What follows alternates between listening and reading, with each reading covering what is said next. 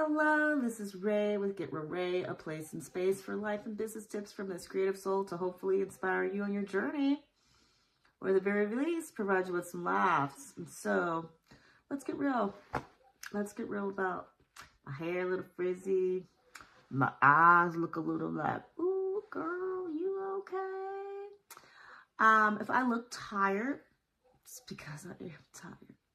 And you may be saying, why are you tired, Ray? You're actually probably not saying that. You're probably like, okay, and aren't we all tired? Isn't life exhausting? I hear you.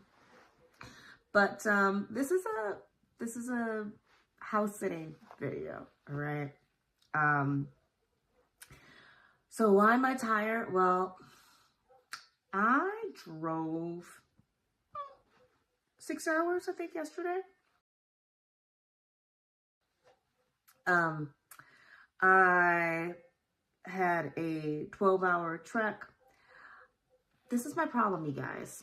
I fall in love with a dog and a house, and then I'm like, oh man, I'd love to come back. And then I'm invited back. And I have said no to many repeat sits, usually because I've already got something booked. But there was a house sit that I loved a lot. And I said, you know what? Even though I told myself I would stay up north so that I could do a whole bunch of sits around the same time. And then after those sits, I would not go back up north again unless someone was willing to pay for my travel expenses. Because I've got a lot of miles on my cars at this point, and also miles on my body. Like, I used to be able to drive 12 hours in one day and be like, okay, now I'm gonna teach a class. I can't do that anymore. Also, I get a little my brain gets a little crazy, like, oh my gosh, I just want this road to stop. I need this drive to stop. I do question all these van lifing people. I mean, clearly much more tolerable if you have someone driving with you, but when you're driving just by yourself, I wonder, I should probably look this up after this video, is what is the, I don't want to say life expectancy, but what is the, the average number of years someone does that whole van lifestyle. I am just curious. I'm going to take off the sweater, so give me a second. I'm sitting on my big body size heating mat right now, and I was wearing a sweater because it's cold in here, and it's cold in here. I need to tell you where I am, but I'll tell you that in a second. It's cold because this property is heated by a wood-burning furnace, and I'm just looking over at it. I'll show you a picture. So I'm not about to go look for some wood or buy wood. It's not happening. Where am I? I'm in an Airbnb. Okay, so yes, there have been tons of videos about, oh, Airbnb, it's no good. You gotta do all this work, blah, blah, blah. I honestly feel like some of those videos, one lady was talking about you had to take the sheets off of the bed and put them in the wash. And I'm thinking, okay, you're just making stuff up at this point. Like, come on, lady. Or you are booking like the most ghetto possible Airbnbs. I just don't understand. And I've been through kind of a range of Airbnb fee asking amounts. And for my current travels, I don't really want to pay more than $100 a night. But here's the thing why I tend to book Airbnbs. Even though with hotel you get maid service, I need fast, reliable internet in order to do my work. Low budget hotels, you're going to have noise beat. And if it's a hotel where there are people who live in that hotel, like they stay there year round, they're comfortable, they're settled in, they're going to have their TV up loud. I don't want to hear your TV. If it's a hotel where there's often a lot of kids, and if it's not an expensive hotel, then you might have some, I almost hate to say it, but some bad A kids who are running up and down the hall. Or maybe they're good kids and they're with their parent, and their parent just isn't thinking about the fact that there are other people in this hotel. Maybe they might not be asleep at this time, but they don't want to hear your kid running up and down the hall. So I've certainly been in hotels, daytime, trying to work, and I hear parent and kid, parent walking, kid running, jumping, hopping, singing. And I'm like, good gracious, this is too much. In a low budget hotel, the carpet is usually going to be very brown to hide out the stains. And I don't want to do my stretches on the floor on that carpet. So there's often less space. There's huge sound bleed. And the internet is extremely weak. It's just beyond frustrating. You may say, Ray, get a hotspot. I have a hotspot. I don't even use it anymore. The number of times that I need to be in a Airbnb or hotel are very limited. And so financially, it's not beneficial for me to go ahead and get a SIM card for this hotspot. And sometimes the hotspot is not, it ain't hot. I'm just saying, the signal it's getting is not very strong because it's inside this hotel. Additionally, the hotspot on your phone, sometimes that isn't strong enough. Like, I have an external hotspot, but if I could just use the one on my phone for the few times I need a hotspot, sometimes it's not strong enough. So I tend to go with Airbnbs. At times, I can't make it to my Airbnb in quick enough, and so I'll have to find a park, and I'm using my phone connected to my laptop. And I gotta tell you, parks in California, depending on where you are, some of them, the internet speed is like 3 times what I could get at an Airbnb, what I've had in my own personal home. Like, it is on point. Arcadia, I'm calling you out because your internet, I love teaching in your park. Okay. So with that being said, if you've seen my short, I've tried doing just sleep in your car, because honestly, the Airbnb is really to get my work done. And so if I can schedule things so that I don't have to teach early. I have some early classes where there's not going to be any natural light because it's still dark outside. So I have to be indoors in order to teach those classes. Otherwise, I kind of do the whole car sleeping thing and then find the park and teach my class. Sleeping in your car, sorry. As you get older, or maybe it's just me, no fun. I don't have a van. I haven't like tricked out a van with a bed. No. Also, my focus is on being able to do proper house sitting. So I don't really want to have a van with a bed. Now, prior to starting this whole adventure, I did purchase an inflatable mattress for the back of my compact vehicle. It's this mattress thing that's for dogs, really, in order to keep them from falling off the seats in the back and make them more comfortable. But that's in storage because I could only bring so much with me on my road trip, and I had to bring computer equipment for a family member when I was leaving the storage facility, which is several states away. And I think it's like 26 hours or 30 hours or something to drive to that storage facility. So it's not like I go back there frequently. Like, haven't been back in well over a year. And I do want to get rid of my, side note, I want to get rid of my storage facility. People are always like, oh, you should be paying for that storage. That's so much money. Why not just get rid of your stuff? And then that way, I mean, you can just buy new stuff. Like, it's not a big deal. Yes and no. The storage fee that I'm paying is much less than what I would be paying in rent. And that's how I'm looking at it at this point. Yes, I hate paying that storage fee, but I don't really have anywhere else to keep those items.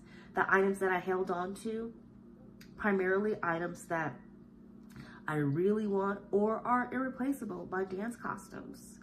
I can't just replace those. I made them.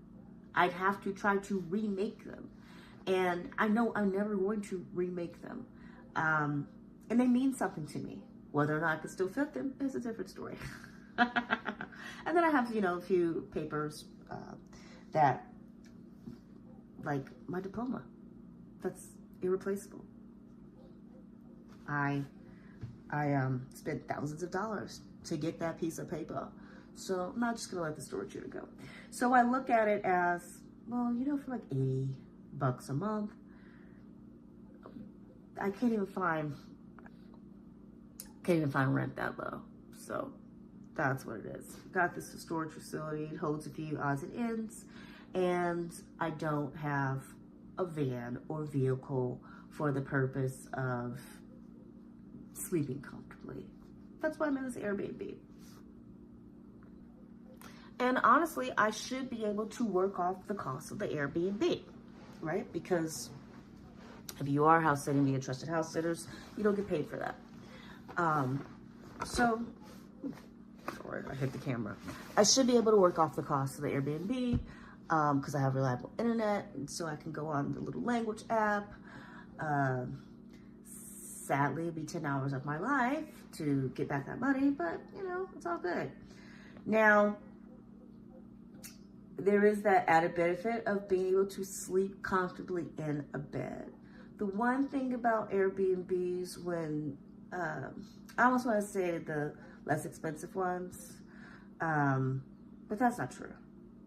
I just have to pause myself. I'm like, no, there were some that I paid over $100 a night for, and the bed still was not comfortable. Why? Because a lot of these Airbnbs, the host put in memory foam mattresses.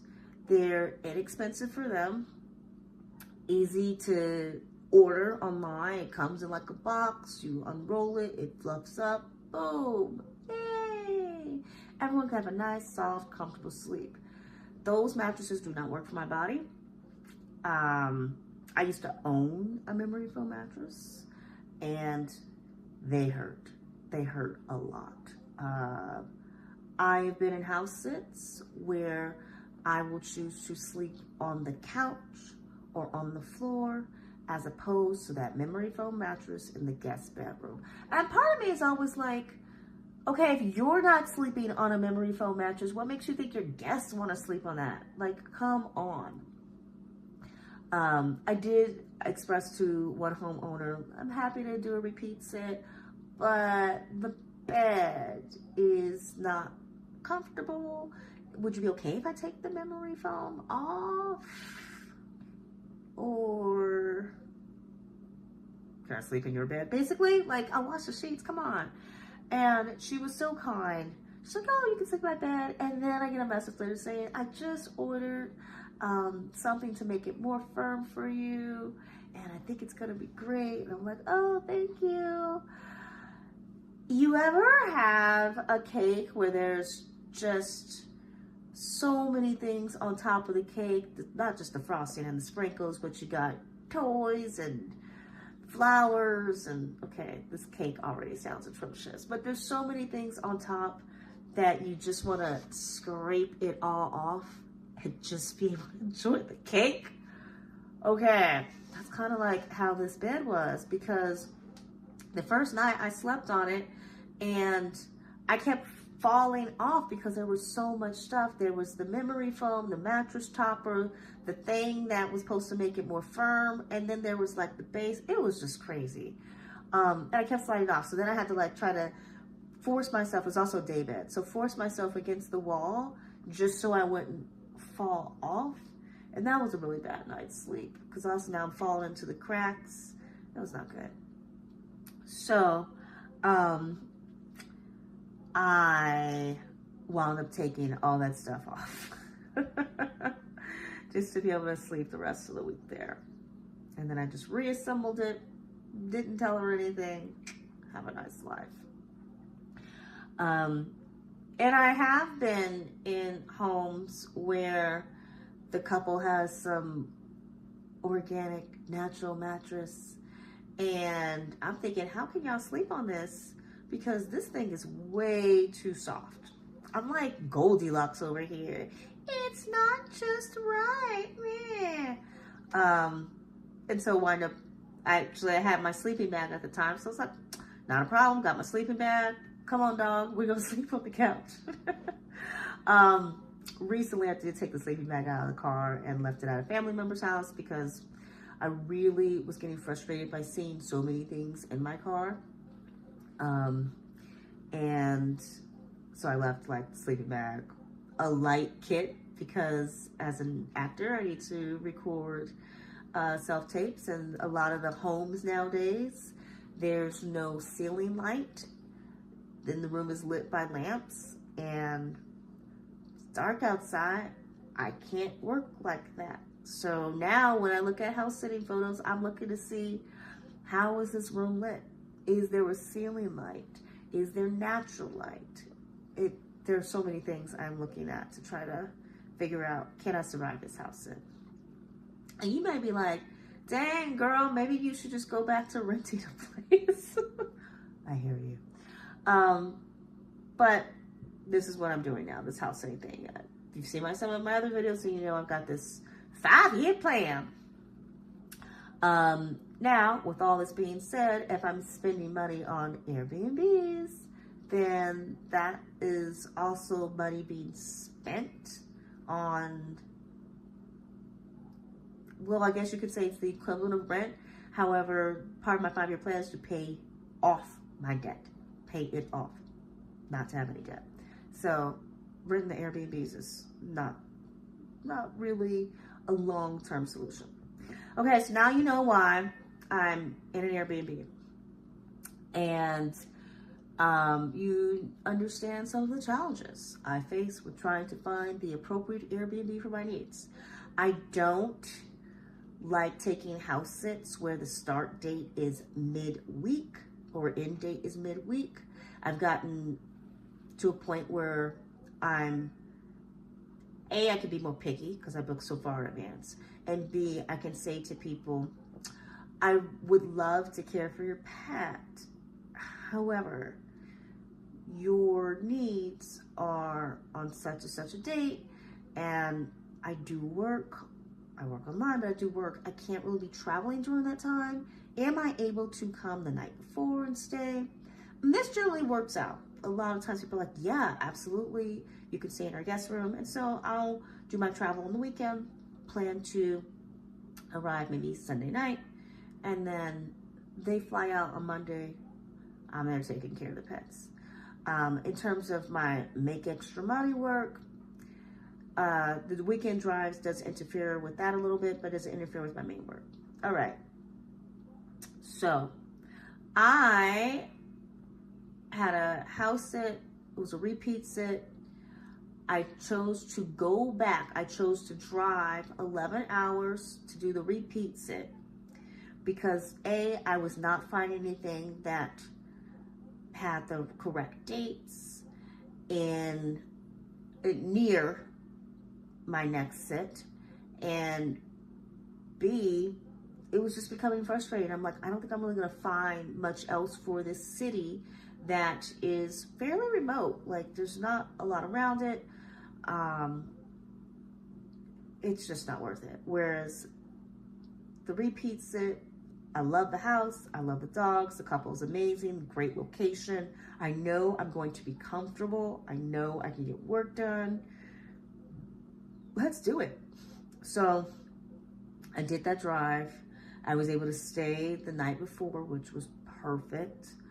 And I knew I was a 3-day gap. And originally I was like, oh, I can go visit my mom on the 3-day gap. And I was like, how am I going to get my work done? Because they're coming back on a Wednesday. And they're coming back Wednesday morning. I have to be able to teach my afternoon and evening classes. I'm not going to be able to drive 6 hours to go see my mom. This is not happening. All right. So I decided, you know what? I'm just going to drive back up north, make that 11-hour trek, and I'm going to have to stop along the way to teach. Because it's a 3-day gap. I'm not going to try to sleep in my car for 3 days. So I really worked out, let's book 2 different Airbnbs, and we'll do about 4 to 6 hours a day. Okay. First with Airbnb, it worked out. The internet was fine. The room was cute. I was only there for 1 night, and you know, pretty uneventful. I wound up, because of the check-in times and whatnot, I really only taught I taught for like 1 hour in this Airbnb. The rest of it was outdoors, in front of a library. There just happened to be a really strong internet signal in front of that library. Not the library's internet, but like just my T-Mobile hotspot thing. So that was good. That worked out. Now the next house sit, I knew there would be, the next Airbnb, I knew that I would have to go through a mountain pass, and I wanted to make sure I did all my work before the mountain pass, because it was just too risky if I did not make it to the Airbnb on time. I did reach out to the Airbnb to confirm the internet power, right? And they sent me a screenshot of what the speed was. I'm like, whoa, perfect. All right, if I can make it to that Airbnb, great. But I did have to stop and teach outside of another library. And I thought, okay, I can go 1 more hour. I did some research. 1 more hour to this other area where the internet's supposed to be good, or I can stay here. I'm like, well, there's like 3 hours of waiting around. I don't really want to stay here for 3 hours. It's hot. I'm gonna drive 1 more hour, and I do regret that decision. Even though I did my research, the internet signal was decent outside of that library, and there's a little grassy patch, so that was a nice idea. But it was a very small town, so I'd be very much standing out, trying to do jumping jacks on this grassy patch, and there are also no loitering sounds, and I did not feel good about this. It was a very small town, so I did not feel I could get work done, and it's not like the internet was that strong. So I drove around for at least a half an hour, possibly longer, trying to find better internet in that town. And I found a spot, and I set up, and I tested Zoom. Okay, you can see me. I'm not really freezing much. It's gonna be fine. It's only a 30-minute class. It's gonna be fine. I said not freezing much. I froze like maybe 2 times, but it wasn't terrible freezing. And then I couldn't open my music apps. And I'm like, oh my gosh, okay. So getting through that class was a struggle. I'm not gonna bore you with the details of that adventure. But once that was done, I drove on to the Airbnb, managed to get in for my next class. Now when I pulled up, there was long grass and these dogs were barking. So I reached out to the homeowner. I can't really tell if this is the right place. There's some dogs and some grass outside. And it's kind of a little back and forth because she kind of couldn't quite tell what I was talking about. And I was like, I don't really know. So anyway, I found it, got in. And the teaching the class was wonky. I wound up having to teach from my phone. Because the internet wasn't happening. Like, she froze for me, which means I probably froze for her, so it was not good. So anyway, all right, I'm here. Have the right spot, get in, whatever. And after I teach my class, I'm like, I'm tired. I've been doing driving and stopping and teaching and stressing over being able to um, give a good class for this one class. There's only one class I stressed over. But it was just a lot of energy driving around, trying to find, with the phone, trying to find good internet service. And so I just laid down on the couch last night and watched a silly little show. Now, I have a whole apartment to myself, a 1-bedroom apartment, whoop whoop, for like $100, yay! And I'm here for 2 nights. Remember the bags under my eyes? Yeah. So last night, I see this big, beautiful bed. I'm like, okay, I'm going to jump on this bed. I hope it's not going to be one of those really crappy memory foam mattresses. And yes, it's definitely memory foam, but it's not super soft. So lots of tossing and turning, but, it was manageable. So why didn't I sleep well? If it wasn't the mattress, right? I'm not like using internet while I'm asleep. Barking dog all night. Barking dog all night. I believe you can even hear a little barking dog in this video. Because I think the dog stopped for maybe 2 or 3 hours last night and it was barking again. And what do I have this morning? Barking dog. I've been up since 5:30. It is now 8 a.m. Barking just about nonstop.